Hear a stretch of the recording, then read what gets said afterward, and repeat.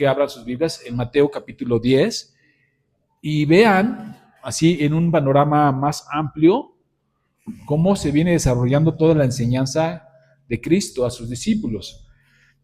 Fíjense ya cuando dice la misión de los 12. De hecho, todo tiene un desarrollo pedagógico.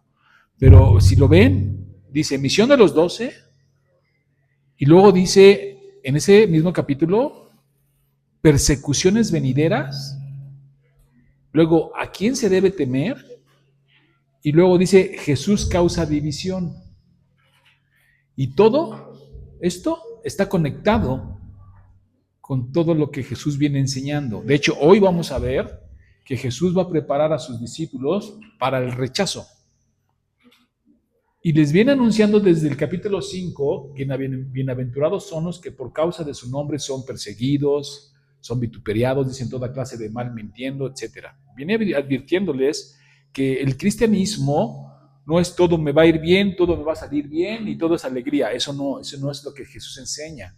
Jesús nos enseña y nos prepara incluso para el sufrimiento.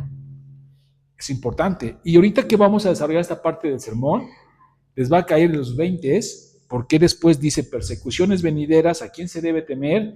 Y Jesús causa división, ¿no? Y se vuelve toda una enseñanza muy interesante. Así que vamos a empezar, si ya están los hermanos listos, con una oración. Señor, gracias por este día, Señor, me pongo en tus manos para predicar tu palabra fielmente. Prepara nuestros cuerpos, nuestras mentes, Señor, para poder discernirlo, sobre todo que baje a nuestro corazón, Señor. Guíanos en tu espíritu, en tus manos nos ponemos, en el nombre de Cristo Jesús. Amén. Muy bien, dentro de la misión de los 12, ya vimos los versículos pues del 5 al 15, pero ahorita vamos a ver cómo Jesús da instrucciones específicas, incluso algo contraintuitivo, algo que no esperas o que no haríamos nosotros de una forma natural o intuitiva.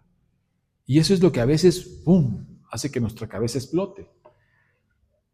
Ya vimos cómo les dice Jesús que empiecen por Israel, por las ovejas perdidas de su padre, Israel étnico.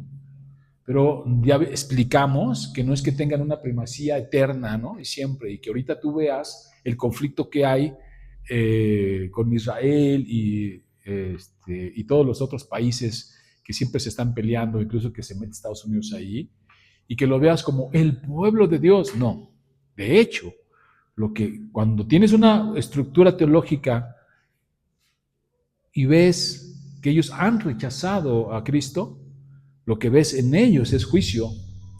Y lo explica Pablo en Romanos 11, ¿no? Pero ya te quitas estas ideas de que es el pueblo y entonces hay que orar por ellos. Y no hay que orar por todos, inclusive por los niños iraníes que han muerto, las niñas iraníes que han muerto. No hay una primacía, porque el nuevo pueblo de Dios, el Israel, está conformado por judíos cristianos y gentiles cristianos. Eso queda atrás. Porque como lo hemos explicado, si no lo vemos de esa manera, entonces Cristo es el conducto y el fin es el pueblo. No. Cristo es el conducto y el fin es Cristo. Él es el camino, la verdad y la vida. Y ese es el que se lleva a la gloria. El pueblo simplemente es una manera en la que Cristo viene al mundo, a lo suyo, a los suyos, y los suyos lo rechazan y abre el camino a los gentiles, pero no como un plan B, porque ya se había dicho desde siempre que en la simiente serían benditas todas las naciones. O sea, es algo que se usa para que se cumpla todo el proceso del pacto y de redención que Dios hizo. Entonces son un medio nada más. ¿Pueden verlo? Ok. Entonces, partiendo de ahí, Jesús les va a decir esto a los discípulos. Ya les dijo cómo tienen que ir y predicar, anunciar las verdades del reino. Pero vean lo que vamos a leer el día de hoy, del 5 al 15. A estos 12, envió Jesús y les dio instrucciones diciendo: por camino de gentiles no vayáis y en ciudades samaritanas no entréis, sino id antes a las ovejas perdidas de las casas de Israel, y yendo, predicar diciendo: el reino de los cielos se ha acercado, sanad enfermos, limpiad leprosos, resucitar muertos, echar fuera demonios, de gracia recibiste, de gracia dais. Hasta aquí hemos estudiado. Ahora, fíjense en la continuación de la instrucción, que es donde se vuelve contraintuitivo. No os proveáis de oro, ni plata, ni cobre en vuestros cintos, ni de alforja para el camino, ni de 2 túnicas, ni de calzado, ni de bordón, porque el obrero es digno de su alimento. Mas en cualquier ciudad o aldea donde entréis, informaos quién en ella es digno, y posad allí hasta que salgáis. Y al entrar en la casa, saludadla. Y si la casa fuere digna, vuestra paz vendrá sobre ella. Mas si no fuera digna, vuestra paz se volverá a vosotros. Y si alguno no os recibiere, ni oyere vuestras palabras, salid de aquella casa o ciudad, sacudid el polvo de vuestros pies. Y dice, de cierto os digo que en el día del juicio será más tolerable el castigo para la tierra de Sodoma y de Gomorra que para aquella ciudad. Cierra muy fuerte Jesús.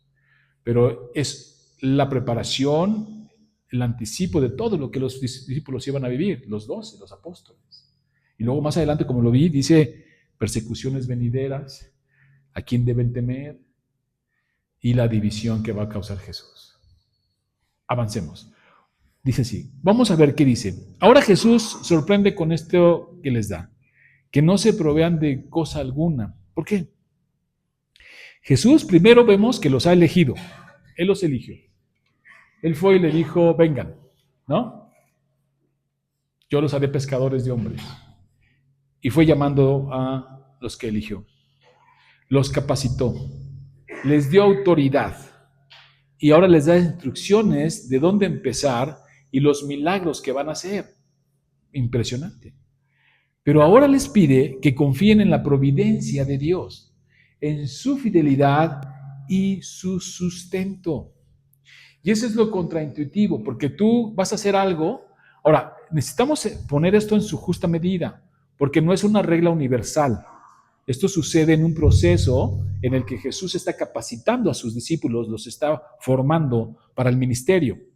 No es una regla, porque en otro capítulo vamos a ver cómo sí les dice que tomen alforja. ¿Muy bien? Eso hay que entenderlo, porque si no va a decir, no, pues es un ascetismo, aquí nos vamos a castigar y siempre ser pobres. No, no está diciendo eso, los está preparando. ¿Muy bien? Para que estén firmes. Ya llegaremos allí. Entonces, si tú vas a hacer un viaje de ese tipo, te llevas dinero, te llevas refrescos, te llevas agua, te llevas de todo, ¿no? Prevés si va a haber ser frío, te llevas una chamarra, todo lo necesario para que no batalles. Aquí Jesús les quita todo eso. ¿Por qué? Uno, porque Jesús les va a enseñar primero, dentro de su discipulado, a confiar en Dios. Despojarse de cualquier cosa que pudiera dar un sentimiento de autosuficiencia. Y eso es importante. ¿Por qué? Porque ¿cómo te sientes tú cuando vas sin dinero a algún lado? Nada más estás contando a ver cuántos tacos se comen, ¿no? Dices, no, bueno, compremos muchos, ¿no? No me va a alcanzar, ¿no? ¿A dónde vamos a ir? Y ahí estás midiendo ahí porque no traes dinero, no. Sin dinero. No tener esa confianza, porque también somos dados a que si vamos bien cargaditos, ¿no? La cuenta bancaria, el dinero, pues somos autosuficientes, ¿no? Nos sentimos así, ¿no? Pidan, ¿no? Yo invito. No, sin nada, les dice, no se lleven, despojarse de cualquier cosa que pudiera dar un sentimiento de autosuficiencia, para realmente descansar en Dios. Y otra, muy importante, representar a Cristo, quien no buscó comodidad ni riqueza, sino una dependencia completa al Padre. Y Jesús mismo lo dijo, el hombre, el Hijo del Hombre, porque así se llama así, hablando de la profecía de Daniel, el Hijo del Hombre no tiene dónde recostar su cabeza. ¿Vas a seguirme? No se trata de dinero. Por eso aquí, en Nueva Semilla, estamos en contra de los que se enriquecen con el ministerio. No estoy de acuerdo. No lo veo en las Escrituras. Una cosa es poner tu riqueza para el ministerio y otra cosa es enriquecerte con el ministerio. No lo enseña la Biblia, no lo vemos en ningún lado. Imagínense los milagros que ellos hacían. Sanar enfermos, que ahorita te sanaran, pudieras caminar. Pues nos pasó, ya les pusimos el ejemplo, ¿no? Del general, le quería dar todo a Eliseo. Dijo, no, de esto no se trata. Y lo rechazó. Entonces ahí se los dejó, ¿no? Dice, dependencia al Padre, sin comodidad, porque Jesús dependía completamente de eso. Otra, deberán confiar no en los bienes, sino en Dios. Y algo bien importante, no en estrategias humanas, sino en la provisión divina, porque somos muy dados a eso, ¿no? Hacer estrategias y sentir que pues, todo lo controlamos, todo lo hacemos, ¿no? Somos muy inteligentes. No, no se trata de eso, se trata de confiar completamente en Dios. Eso es lo que tienen ellos por delante, esa instrucción. Y es importante, no es una misión irresponsable, ¿no? Hay que responsables son, no, sino mostrar la confianza en la providencia de Dios. ¿Por qué? Porque Jesús mismo les dice de dónde va a venir. No les dijo, ahí váyanse y a ver de dónde les cae, ¿no? Así, no, les dice específicamente de dónde viene la providencia, de dónde viene lo que ellos van a poder sustentar toda la misión. Les dice que ellos podrán, que de las personas que los reciban, recibirán lo necesario. Eso es providencia de Dios. Así que no es simplemente vayan, sino dice, el que los reciba, el que los hospede, el que los dé, tómenlo porque digno es el obrero de su salario. Ahí les está diciendo cómo es que les va a proveer. Ellos tienen que confiar en eso. Tienen que confiar que sí hay una manera que va a hacerles llegar. Y ahorita lo vamos a analizar. Al ir sin seguridades visibles, los discípulos aprenderían que el éxito, esto es muy importante, que el éxito de la misión no dependería de la apariencia, poder económico o influencia social, sino de la presencia y autoridad divina. Sí. ¿Por qué? Porque pues, lo hemos visto, Jesús a quién escogió para su misión, para extender el Evangelio, 12. ¿Y quiénes eran los 12? Pablo lo dice, gente insignificante, gente que no tenía mayor relevancia ni social ni religiosamente, ¿no? No eran fariseos, élite religiosa, no, para que en todo la gloria se la llevara al Señor. Y nadie se jactara de decir, bueno, pero es que ellos tienen posibilidades económicas, bueno, es que ellos tienen dinero, bueno, pues es que es más fácil, ¿no? No. Porque gracias a que puse tanto dinero, entonces pudieron hacer las cosas. No, no. Eso les iba a enseñar a que cualquier circunstancia era por providencia divina. Dentro de la capacitación a los discípulos podemos entender una lista que Cristo les da. No llevar oro, plata, cobre, alforja, 2 túnicas, calzado extra, ni bordón. Y me llamó la atención estas dos. La alforja era una bolsa o mochila donde podías tú guardar comida o provisión o dinero. Dicen, no te lo lleves. El bordón era un bastón del caminante, útil para apoyo de protección y defensa en el camino. Bastón curvo. Tampoco te lo lleves. Vas a depender completamente de Dios. Ese es el entrenamiento que estaban recibiendo. Oye, si me sale algo, y ¿cómo le pego, no? O cómo ahuyento un lobo. Nada. Vas a depender de Dios. Se está presentando, ya les dio poder y les dio autoridad y les dio para poder sanar, expulsar demonios. Ahora dice, ahora confía en eso y ve. ¿Por qué prohibir incluso eso? Jesús está formando una dependencia radical al Padre. Así, esto evitaría que hicieran de la alforja su seguridad principal. Y la ausencia del bordón es confiar plenamente en el cuidado del Padre y no en medios y métodos humanos, que normalmente nosotros estamos acostumbrados a eso, ¿no?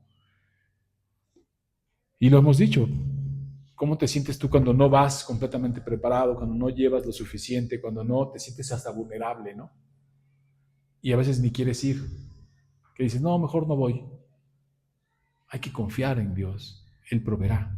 Y ya les dijo cómo. Ahora, es importante mencionar, por si algo en Lucas, como lo mencioné, 22, que también les dice que tomen la bolsa, que tomen la alforja y que la lleven. Porque hay que evitar ese punto, ¿no? Que a veces se confunde, lo hemos visto en los primeros siglos de la iglesia. Los primeros siglos de la iglesia, bueno, pues salió el monacato, y que el monacato tenía la idea de que ser humildes, pobres y completamente se apartaban de todo, y eso es un ascetismo que no es bíblico, ¿no? Así que no es el punto principal ser pobre, ¿no? Ahí todos son pobres y siempre van a ser pobres y mejor ser pobre. No, no está diciendo eso. Los está entrenando para depender del Señor completamente. Y esto nos pasa a nosotros, hermanos. Dios nos permite las pruebas para formar nuestro carácter y que de esa manera podamos decir como Pablo lo dijo, en situaciones de escasez o de prosperidad. ¿Qué dijo Pablo? Todo lo puedo en ¿qué? Cristo que me fortalece. ¿Por qué? Yo no sé quién de ustedes ha pasado hambre. Una verdadera hambre. No hambre de esa de las 12 del día que ya estás de, ¿no? No, una verdadera hambre de una necesidad, de una escasez en tu casa. Si lo has vivido y ya pasaste por ahí, el Señor ya te pasó por allí y te sacó de allí y luego te da prosperidad. Pero en medio de toda esa prueba de escasez y la prueba de prosperidad, porque también es una prueba, porque el que no tiene y llega a tener, dice el dicho que loco se quiere volver, se pierden. Pero cuando estás en el Señor, empiezas a sentir cuando te pasa por austeridad y cuando te pasa por prosperidad. Y ya no te importa eso. Dices, bueno, no hay hoy, ¿no? Está bien, puedo soportar eso. Ya habrá. Y cuando llega dices, bueno, gracias a Dios ya hay, ¿no? Qué bueno. Pero tampoco está tu corazón allí. Y entonces dices, yo todo lo puedo soportar. Todo lo sé en Cristo que me fortalece. Sé vivir en escasez, como dice Pablo, pero también sé vivir en abundancia. Para no perderme, ¿no? Y confiarme, no. Y así es lo que hace el Señor. Primero los va a pasar por una austeridad, teniendo poder de sanar, teniendo poder de expulsar demonios, teniendo poder de hacer milagros. Vivan en austeridad y dependan de mí. Pasan por allí y entonces vendrán tiempos de prosperidad, sí, pero ya aprendieron ¿a qué? A confiar en el Señor. Cuando tienes tiempos de necesidad y luego el Señor te bendice y te saca de ese estado, porque no es permanente, te saca el Señor, ¿no? Él es fiel, de ese estado de escasez. Y luego cuando ya viene otra vez la escasez, ahí la ves, ¿no? Ya te la sabes, decimos. Ahí viene, ¿no? ¿Qué dices? Ya lo he pasado, ¿no? O sea, no pasa nada, Dios es fiel.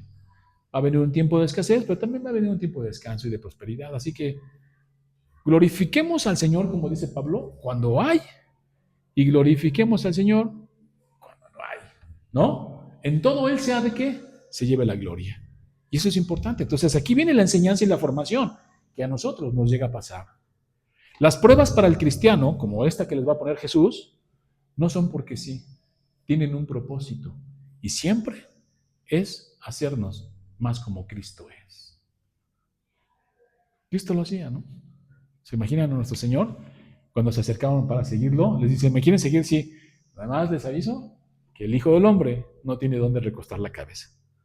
Así que no vamos a ir por allí predicando, porque había predicadores en esa época que sí buscaban dinero, que sí buscaban fortuna, que sí buscaban fama, y pues iban todos preparados para eso. Ellos dicen, no, vamos a diferenciarnos de ellos. Vamos a marcar una diferencia. Ustedes tienen que representar el mensaje y el mensajero, a Cristo. Ahora solo era una cuestión de desprendimiento, no solo era una cuestión de desprendimiento y de fe para los discípulos, sino una oportunidad de revelación del carácter de Dios. ¿Por qué? Porque no solo vamos a ver la parte de los mensajeros, sino el que los envía. El que los envía también va a estar que vamos a ver si cumple, ¿no? Vamos a ver si es fiel. Decía un hermano cuando no les escaseaba el dinero, y lo platicaba un hermano como testimonio, que le decía a su papá, oye, papá, pero pues es que no hay dinero, ¿qué vamos a comer? Dice que él le decía, no te preocupes, Dios proveerá, porque si no el que queda mal es él, ¿no? Él no va a quedar mal, él va a proveer, y ahí es donde también vamos a ver cómo es una gran oportunidad de revelación. ¿Confías en Dios? Sí. Ok, ahora fíjate cómo Dios es fiel. Va a mostrar su fidelidad, su providencia y su cuidado del Padre a los que envió. Así, al ir sin todos los recursos, podrían ver y entender y discernir que, fíjense qué importante, y yo creo que esto lo tenemos nosotros en nuestro corazón, que cada puerta abierta, cada comida recibida y cada hospedaje era una evidencia tangible de que Dios sostiene a su pueblo, de que Dios nos sostiene. ¿Pueden verlo? Toda la enseñanza y toda la revelación. ¿Por qué? Porque cuando nosotros nos sentamos a la mesa a comer y oramos, ¿Qué decimos cuando oramos? Señor, te damos gracias por los alimentos, porque reconocemos tu fidelidad en ellos. Es fruto de la tierra, es tu tierra, es fruto de un trabajo que tú me diste, es tu provisión y te lo agradezco. Entonces, al ir sin todas esas cosas materiales, reconocían en cada bendición, en cada puerta, en cada persona que los recibía, a Dios ahí. Ahí veían a Cristo. Y eso es lo que nosotros tenemos que entender. ¿Por qué? Porque el ser humano tiende a la autosuficiencia. Así somos. Ah, no, soy muy inteligente. Ah, no, porque me esforcé mucho. Ah, porque trabajé muchísimo. Ah, porque soy muy bueno en esto. Ah, porque tengo mejor capacidad. No, espérame. ¿Qué tienes que no hayas recibido? Y si lo recibiste, ¿por qué te jactas? Entonces Dios va a trabajar con ellos. Dependan de mí. Y todo es para su gloria. Reconocer en cada circunstancia. ¿Lo haces? ¿Lo haces cuando vas y le echas gasolina a tu coche? ¿Lo haces cuando vas al súper y compras tus productos para comer? ¿Lo haces cuando vas al supermercado y tomas esa fruta? ¿Entiendes que todo eso es providencia de Dios? Que aún si te hizo capaz y te dio un don de inteligencia, te dio un don de discernimiento, te dio un don, cualquiera que te haya sido dado, ¿te lo dieron? Y en ese sentido, ¿qué? Agradeces todo. Todo lo agradeces. Y no es un dicho, ¿no? O un cliché. Gracias a Dios. No, es una realidad de nuestra vida. Lo agradecemos. ¿Por qué? Porque vemos, por decir algo, cuando Dios saca al pueblo de Israel 430 años esclavos de Egipto y los manda al desierto, ¿cómo los proveyó, no? Maná del cielo, agua de la peña, codornices, todo les proveyó. Vemos, por decir algo, Elías siendo alimentado por cuervos y una viuda. ¿Se acuerdan de la historia? Y Pablo diciendo que el poder de Dios se perfecciona en nuestra debilidad. ¿Vieron? En todo Dios se lleva la gloria. Pero aquí hay algo bien importante que tenemos que notar. Es como si Jesús les estuviera enseñando lo que van a predicar, primero lo van a vivir. El Dios que anuncian es el Dios que los sustenta y que los sostendrá. Qué importante, ¿no? Porque a lo mejor tú dices, bueno, pero el pastor nunca ha tenido hambre, es muy fácil para él decir que no, no ha tenido hambre. En cualquiera de ustedes.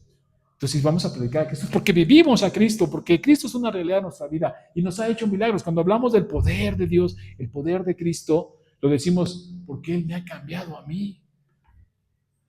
Hay un canto muy hermoso que dice eso, ¿no? La prueba yo te doy. Él me ha cambiado a mí. Él me ha sustentado a mí. Tengo 50, 60 años y siempre me ha dado alimento de la mesa. O sea, eso es lo que el Señor les va a enseñar. Van a predicar a un Dios que los sustenta a ustedes. Van a vivir para que puedan testificar una realidad de lo que es el reino en tu vida. Porque si no se vuelve un poquito como, pues anecdótico, ¿no? Sí, es que, no, yo lo he vivido. Es una realidad. Ellos habían vivido los milagros de Jesús, los vivieron y ahora tenían autoridad para hacerlo. Y ahora tenían que confiar. Así pasarían de la teoría a la práctica y del testimonio como evidencia del reino de los cielos. Esto los llevaría no solo a predicar y ministrar, sino a un conocimiento más profundo del Padre, de su bondad, su fidelidad, su soberanía y su multiforme gracia de Dios. Cuando uno pasa una prueba de salud, de enfermedad, de escasez, la prueba que pases, y Dios nos lleva en el hueco de su mano a través de esa prueba, no es que no las vayamos a pasar, se van a venir, se nos dice una y otra vez, y nos pasa en el hueco de su mano a través de la prueba y de toda esa situación difícil que vivimos, entonces hoy tenemos una evidencia de su poder, y decimos, el Señor me sustentó, y podemos predicarlo con conocimiento de causa. Pero cuando hablamos de su multiforme gracia, es muy interesante, porque ellos tenían poder, ¿no? Autoridad. Pero ¿cuándo nos hemos visto autosanándose? O sea, que la Biblia narra que dijo, pero le dio la cabeza y se autosanó, le dio se sentaban y se autosanaban, se tocaban y se sanaban, no. Ellos vieron cómo Jesús alimentó con peces y panes a 5,000 y sanó a muchos. Cómo calmó la tempestad. Pero ahora la enseñanza es muy específica. Ahora la provisión de la multiforme gracia de Dios, porque hay muchas maneras en que Dios bendice. No es como tú quieres, no es como tú piensas, no, es como Dios quiere y como Él cree, porque Él es el sabio, Él es el justo. La provisión pudo haberles dicho, cuando tengan hambre, oren para que descienda maná, ¿no? Cuando tengan sed, péguenle la peña para que les dé agua, no. O agarren un pan y multiplíquenlo, que sabemos que sí pasa, ¿no? ¿Cuál es la instrucción? Que la provisión vendría de los que les abrirían las puertas de la casa. Eso es fundamental. Ahora, del maná no vendría del cielo. Ahora vendría de la gente que recibiría las buenas nuevas del reino. ¿Pueden ver eso? Qué hermoso. Hoy en día, nosotros decimos, bueno, pues vamos a bendecir al que necesita. Vamos a ver, como dice Santiago, que nuestra fe no sea muerta, ¿no? Que realmente hagamos actos que bendigan al otro. Y podemos orar y orar y orar, que es fundamental. Pero el Señor ha decidido que la bendición venga por su pueblo, de su pueblo. Y los discípulos, teniendo tanto poder y tanta autoridad, hasta para sanar enfermos realmente en situaciones muy complicadas, les iba a decir, no van a usar ese poder para comer. No van a usar ese poder para sanar. Lo van a usar para bendecir a otros. Y la gracia de Dios va a venir, ¿qué? De las mismas personas. Porque tú crees que no hubieran podido caer en tentación, no lo sé, nunca nos lo dice la Biblia, no lo sé. De poder autosanarse, o tener hambre y poder, como le dijo Satanás a Jesús, pues convierte las piedras en pan. No. Ellos iban a obedecer fielmente y esperarían a que los recibiera la gente y les diera. Y ellos verían que eso era una provisión divina. Y tenían que obedecer. Ahora, en relación a los enviados, los 12, ¿quién los envía? Ya lo vimos, Dios. Pero ahora meditemos en relación a los destinatarios, los que recibirían o rechazarían el mensaje. Pero antes de eso, vamos a meditar en las implicaciones de los 12 que fueron enviados y que se les advierte que van a ser rechazados. Jesús les va a dar una enseñanza sobre el rechazo. Fundamental, hermanos. El rechazo no es un fracaso, pero eso lo iban a aprender en su misión. Pero advertidos estaban. Porque a veces tenemos la idea, y yo a veces lo escucho mucho, no, si es de Dios, se van a abrir puertas. Amén. Ojalá y así sea. Pero también se van a cerrar otras. Pero cuando se nos cierran las puertas, ¿qué decimos? No, entonces no es de Dios, ¿no? ¿Cómo sabes? ¿Cómo sabes si la negación a tu petición es la bendición? ¿Cómo lo sabes? Tienes que confiar en Dios. Y ahí les advierte, los van a rechazar. Y no los rechazar uno ni dos. ¿Qué les dice? Aldeas completas. ¿Qué esperarías tú si de repente puedes sanar a un paralítico? Pues que todos te rinden pleitesía, ¿no? Les dicen, no, aún con eso los van a rechazar. Y tenemos que estar preparados para el rechazo, hermanos, en cualquier servicio. Lo vemos, es una parte de la enseñanza.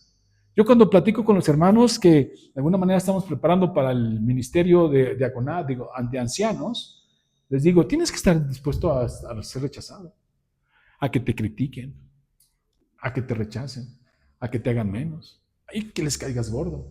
Tienes que estar preparado. Jesús lo enseña. Jesús nos participa de él y de sus dolencias, de sus dolores, de sus padecimientos. Y les dice, los van a rechazar. ¿Qué tan dispuesto estás a ser rechazado por el mensaje del Señor? ¿Estás dispuesto? Es duro, ¿eh? Tampoco es fácil. Y luego eres rechazado, inclusive por los más cercanos, por el que menos piensas, te rechazan. ¿Le caes mal? No le agradas. Tenemos que estar preparados. Viene la escuela bíblica de vacaciones y viene un ejercicio de evangelismo enorme para la comunidad de Coajimalpa a través de los niños. Y vamos a tener que trabajar entre nosotros y vamos a recibir rechazo cuando repartimos el volante. No, gracias. Algunas personas son groseras, otras no. ¿Estás preparado? Porque Jesús nos prepara para eso. Y les dice, van a ser rechazados.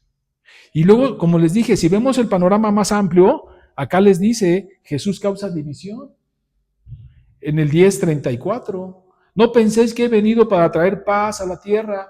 No he venido para traer paz sino espada, porque he venido para poner en disensión al hombre contra su padre, a la hija contra su madre y a la nuera contra su suegra, y los enemigos del hombre serán los de su casa. ¿Qué? Yo pensé que todo iba a ser cristiano y te iba a hacer felicidad. Y a veces lo vivimos. ¿Por qué? Porque dice, en la misma casa va a haber complicaciones. En la misma casa va a haber rechazo, va a haber hostilidad. Se van a oponer, se van a resistir. ¿Y por qué dice Jesús eso? Porque es que es claro. Cuando tú eres el único cristiano en tu casa, recibes bullying, recibes rechazo, de todo. Burla, ataque. Pero se te está advirtiendo, o sea, no es como que nos agarraron de sorpresa, no sabía que iba a ser así. Y al rato digas, ya no voy a ser cristiano, viva mejor antes de ser cristiano, ¿no? Pero tú no estás viendo el gran tesoro que es Cristo, que estás dispuesto a morir por Él y sufrir por Él, y las implicaciones que tiene. Y aquí lo dice y lo advierte, van a ser rechazados en la misma iglesia, en el mismo ministerio. Decíamos, Jesús agarró 12 que yo no hubiera escogido. La verdad yo no los hubiera escogido. A Pedro, si un día se levanta y se me pone bien loco, ¿no? Entonces, ¿sabes qué, Pedro? Mejor no escojan a Pedro y déjenlo un sentadito porque es bien impulsivo. Tomás, cuestionando todo, ¿no? Felipe, mismo Mateo, o sea, dices, no, al celote con el recaudador de impuestos, yo no los hubiera escogido. Yo hubiera escogido pues, a los que piensan como yo, a los que les gusta lo mismo que a mí, ¿no? Que tenemos las mismas, ya sí, lo hago fácil, ¿no? ¿Para qué me lo hago difícil? Jesús nos muestra que en el reino de los cielos, su iglesia, la extensión de ese reino, hay de todo y hay que convivir con todo, porque eso glorifica al Señor, que siendo tan diferentes, nos une a Cristo, que esté más allá de nuestras diferencias, inclusive políticas. Lo demostró, ¿no? Al escoger al celote y escoger a Mateo, el recaudador de impuestos. Cristo está sobre todas esas cosas. Más allá de todo eso, podemos sentarnos a la mesa y comer en paz y decir amén. A Dios sea la gloria. Pero ¿qué tal si nos ponen a nosotros a escoger, ¿no? Ah, no, pues a nuestra conveniencia, a nuestra preferencia, ¿no? Al que sí se deja, al que sí obedece, ¿no? El Señor nos muestra que así no es. Porque el poder está en el que llama y en el que transforma. Nosotros no. ¿A nosotros qué se nos pide? Fidelidad. ¿A través de qué? La obediencia. Vayan y vas, ¿no? Y eso es lo que está enseñando aquí el Señor. Les dice, ok, van a ser rechazados, van a ser perseguidos, van a ser entregados, incluso odiados. El rechazo no es un fracaso. Jesús no solo prepara a los discípulos para servir, también los prepara para ser rechazados. Y eso es muy interesante porque corrige la idea humana, que siempre yo escucho muchas veces, de pensar que porque el mensaje viene de Dios, todos los van a recibir. Y escuchamos mucho eso, ¿no? Sí abre puertas, por supuesto. Sí bendice, abre, pero también cierra. ¿Por qué? Porque si nos estamos yendo por otro lado, ahí está la negación. No, te cierra por aquí para que te vayas por acá. O sea, Él dice, pon delante de mí todos tus caminos y ¿qué? Yo voy a enderezar tus veredas. ¿Qué crees que significa enderezar? ¿No? Te va a corregir y no te va a gustar. Por eso a mí me sorprende cuando me dicen, yo le he dado a Dios que me diga qué hacer. ¿Y qué te gustaría, hermano? No, pues me gustaría esto y esto y esto. Ah, ok. ¿Y cuál es tu oración? Pues que sea la voluntad de Dios. Y luego le pregunta así, ¿qué pasó, mi hermano? Dice, no, sí. Si ya Dios me lo permitió, dice, si será la voluntad de Dios. Y si es tu voluntad, ¿no? Eso no es la voluntad de Dios. Pues si contradice la escritura, contradice su mandato, contradice el reino, contradice la no, te autoengañaste, ¿no? No tenemos que soportar, tenemos que entender cuál es la voluntad de Dios, que es agradable, buena y perfecta, aunque no nos guste, aunque no sea lo que esperamos, porque se supone que es lo que Él es el sabio. Él es el sabio, entonces, ¿por qué vamos a forzar a Dios, ¿no? Y a veces nos engañamos a nosotros mismos. Pero por eso es importante que Jesús les va a enseñar esto. Corregir que el rechazo no es un fracaso, hermanos. ¿Y por qué rechazarlos? Para evitar medir el éxito por la aceptación de la gente. Ay, ¿cómo hay eso hoy en día? Jesús les va a enseñar que la respuesta de las personas, incluso las que rechazan, muestran la condición de su corazón. Pero ¿cuántas veces no escuchamos que un evento evangelístico tuvo éxito por el número de personas que fueron o por el número de personas que se convirtieron, dicen, o que aceptaron, dicen, ¿no? Eso no tiene nada que ver. Aquí les dice, aldeas enteras los van a rechazar. Pero no te desanimes. Esto se cumple lo que dijo de Isaías. Isaías 55, 10 al 11 dice, porque como descienden los cielos, de los cielos la lluvia y la nieve, y no vuelve allá, sino que riega la tierra y la hace germinar y producir, y da semilla al que siembra y pan al que come, así será mi palabra que sale de mi boca. No volverá a mí vacía, sino que hará lo que yo quiero y será prosperada en aquello para que lo envíe. Será prosperada para aquello a que la envié. Entonces, si yo predico la palabra de Dios como se les dijo a los 12 que lo hicieran, y se me avisó que a unos me iban a rechazar, ¿fracasó la palabra? No. Volvió con juicio para el que la rechazó. Porque por un lado trae bendición para el que la acepta, gracia y salvación, y por otro lado trae juicio y condenación para el que la rechazó, pero no vuelve vacía. ¿Pueden verlo? Se cumple lo que dice la Escritura. Así que dejemos de estar pensando en números. Pensemos en predicar y que la obra, que Dios haga su obra conforme a Él. Porque luego a veces queremos que esta persona que no cree, que crea y que crea porque tú le dices y le dices, ¿no? Con bibliazos decimos, ¿no? Bibliazo tras bibliazo, no, tráeme. Tú predícale y deja que el Señor haga la obra. Si Él va a rechazarla, va a tener juicio, no sabemos si siempre o después, ¿no? El Señor lo llame, no lo sabemos. Entonces, fiel. Y predica el Evangelio sin mácula, limpio, para que la obra la haga el Señor. Para unos trae arrepentimiento, para otros trae juicio. Dice Pablo sobre Corintios, en Hechos 18, 9, 10, cuando el Señor lo manda a predicar a esta zona de Corinto, esta ciudad de Corinto, y le dice Pablo, dice, entonces el Señor dijo a Pablo en visión de noche, no temas, sino habla y no calles, porque yo estoy contigo y pondrá sobre ti, pondrá sobre ti la mano para hacerte mal, porque yo tengo mucho pueblo en esta ciudad. Y Pablo iba a abrir una misión ahí. Y se quedó año y medio Pablo, porque dijo, es que el Señor dijo que había pueblo, ¿no? Y predicaba y lo perseguían y lo asolaron. No, hombre, le fue. Es donde pide, no, quítame este aguijón. Cada vez que predico se me viene encima todo. Que te baste mi gracia. Pero le digo que había pueblo allí. ¿Cuál? ¿Quién?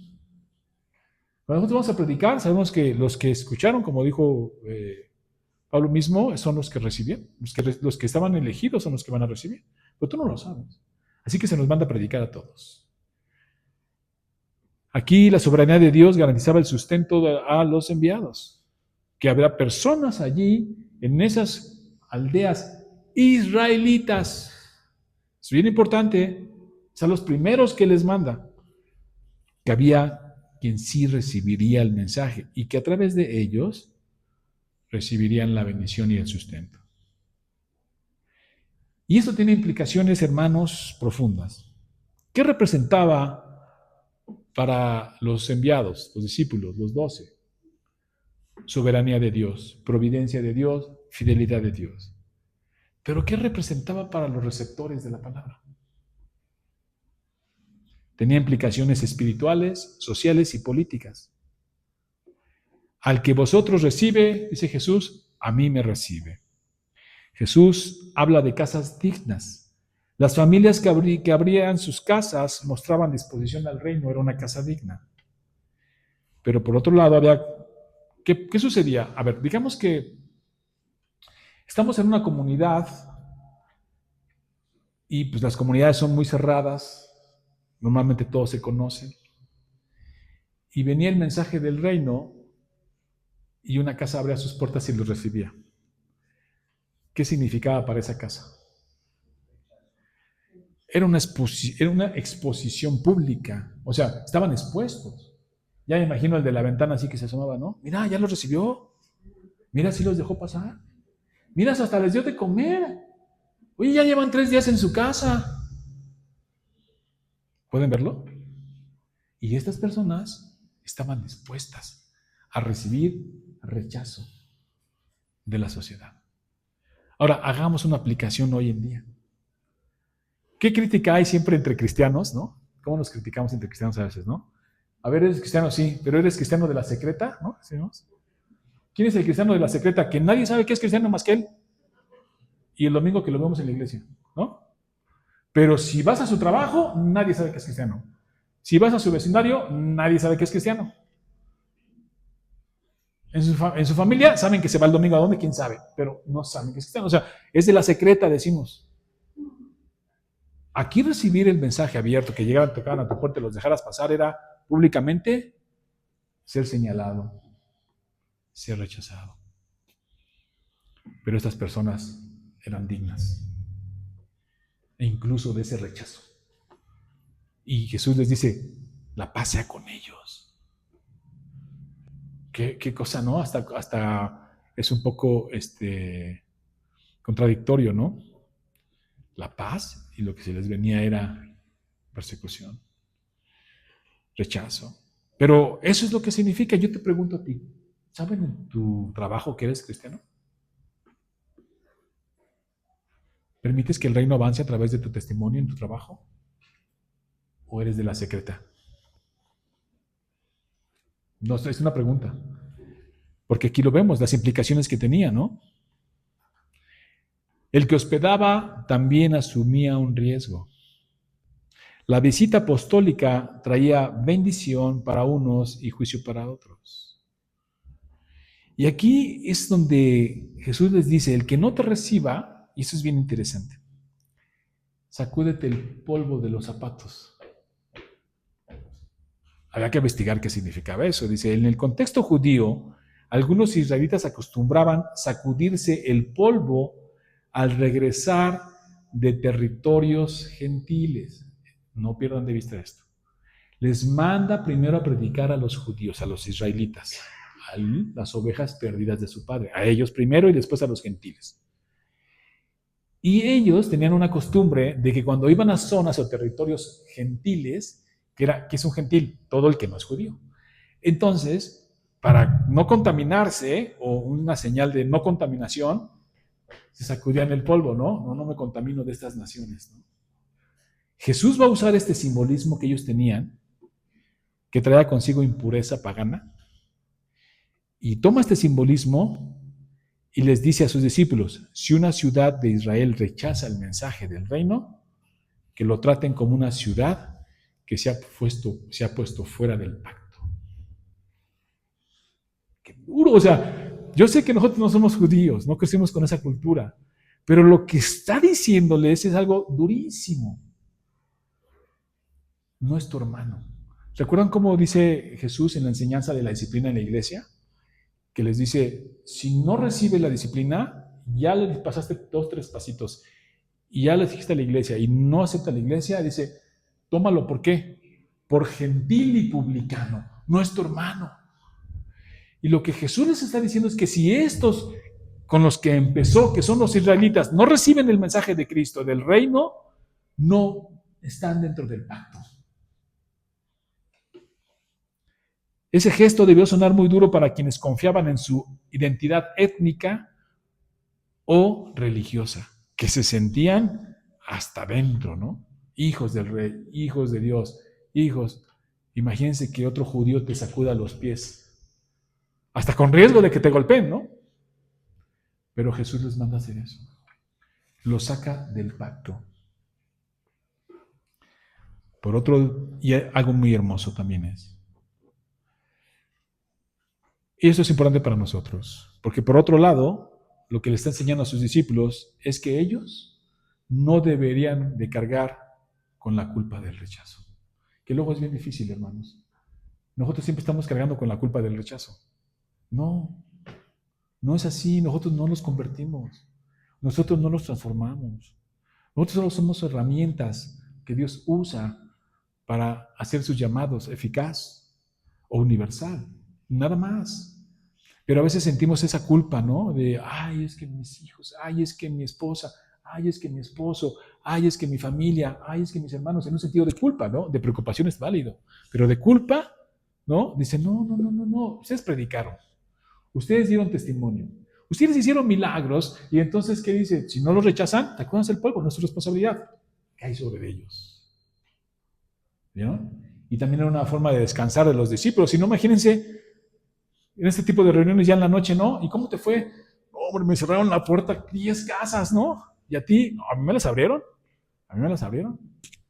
10 casas me las abrieron y se las cerraron. No, pues hazte para allá, ¿no? No, no se trataba de uno. No se trataba de ellos. Sino que la palabra no iba a volver vacía. Jesús lo anticipa. Unos lo van a aceptar, otros no. Está dicho. Ustedes prediquen, sean fieles. Esto es cumplir con la comisión y dejar el resultado a Dios, hermanos. Y te quita frustración. Yo dejé de sentir frustración, tengo preocupación y tengo atención, pero no frustración.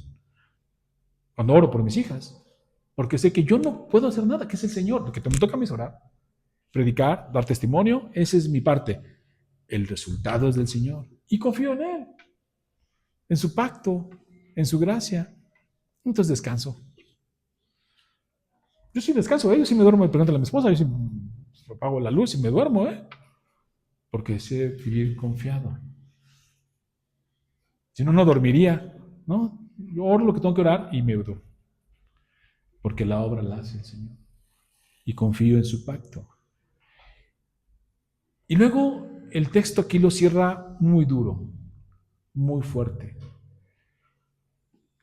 Y me gustaría cerrar el sermón con algo maravilloso, pero el sermón se cierra con esto que estamos leyendo. Yo no le pongo agenda al sermón.